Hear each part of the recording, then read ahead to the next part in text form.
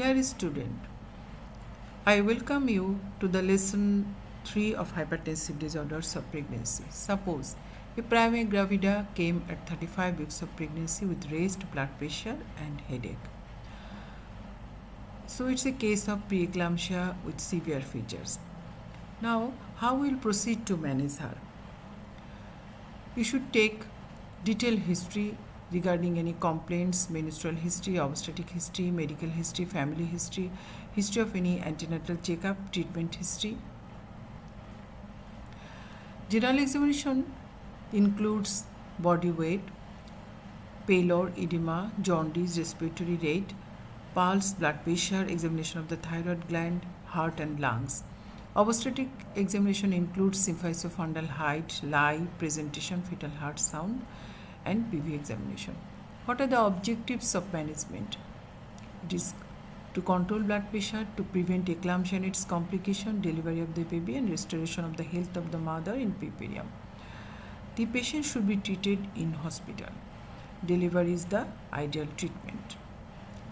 If immediate cesarean delivery is not indicated, then urgent delivery after maternal stabilization is done.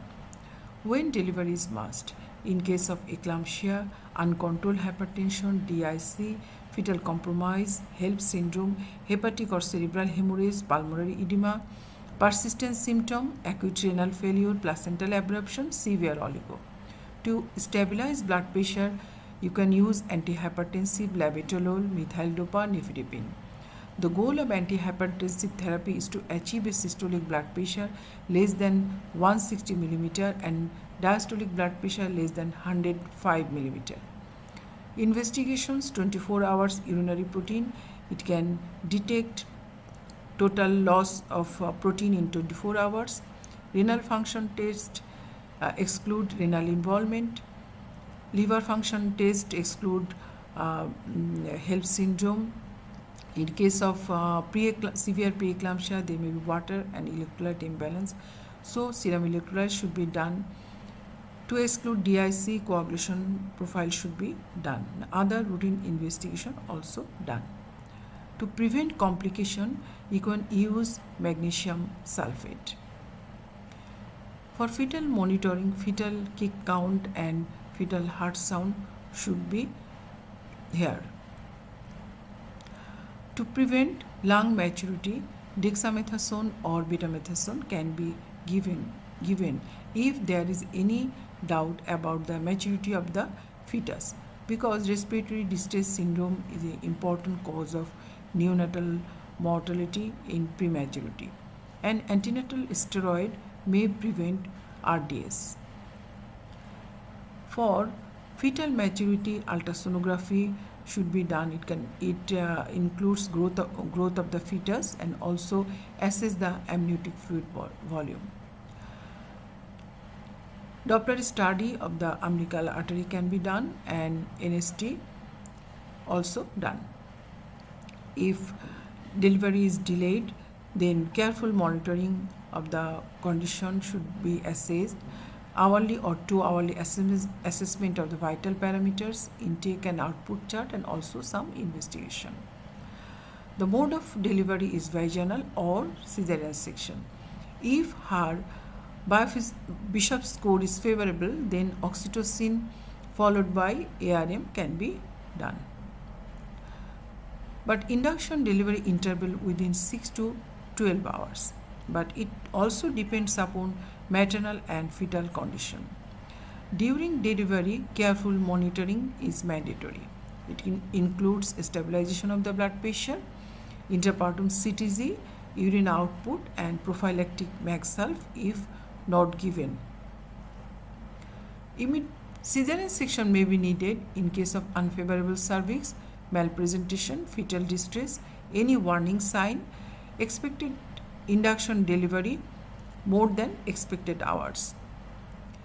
Now, if the patient came at 32 weeks of pregnancy with severe features, then how will proceed? The patient should be kept in hospital. It's a case of preeclampsia with severe features. So, detailed history should be taken. General examination includes body weight, pallor, edema, jaundice, respiratory rate, pulse, blood pressure, examination of the thyroid, heart, lungs, obstetric examination, symphysiofundal height, lie, presentation, fetal heart sound, PV examination if needed. Delivery of baby and placenta is ideal, but there is controversy. It is beneficial for mother but not for the baby because the baby is premature. So, continuation of pregnancy or expected management is needed in this case. So, objectives of management are control blood pressure to prevent eclampsia and its complications. Delivery of the baby may be delayed for a limited time. Restoration of the health of the mother in puerperium. Antihypertensives are given to control blood pressure.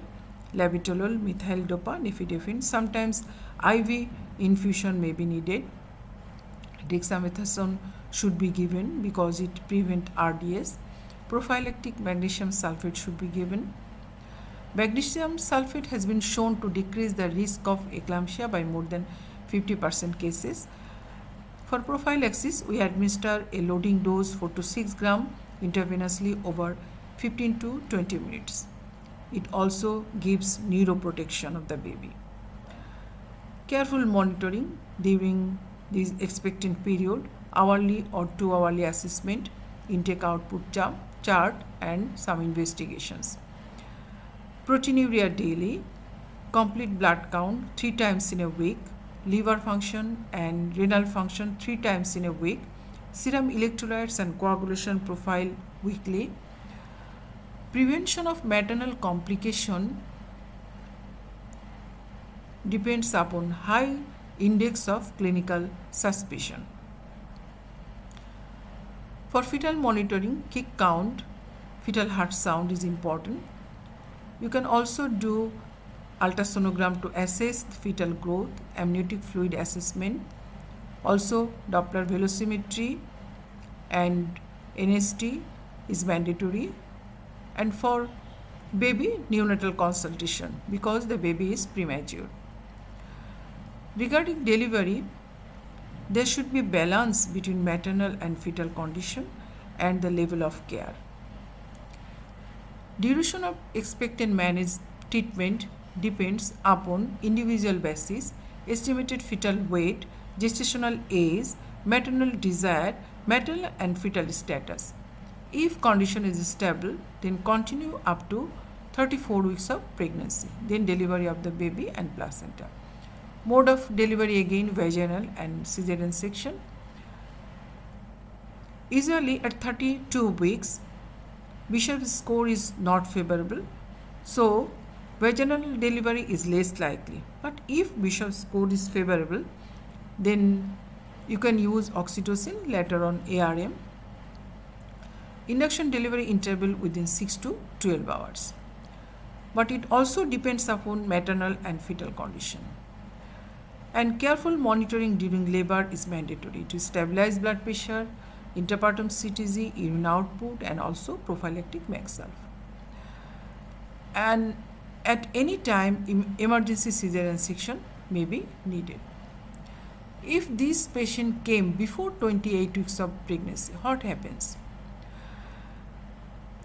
In this patient, extensive counseling regarding the risk and outcome of pregnancy is done because there is chance of favorable outcome is very low. So termination of pregnancy is planned. If mother declines termination, then informed consent should be taken. And overall management is done by previous protocol. Thank you very much for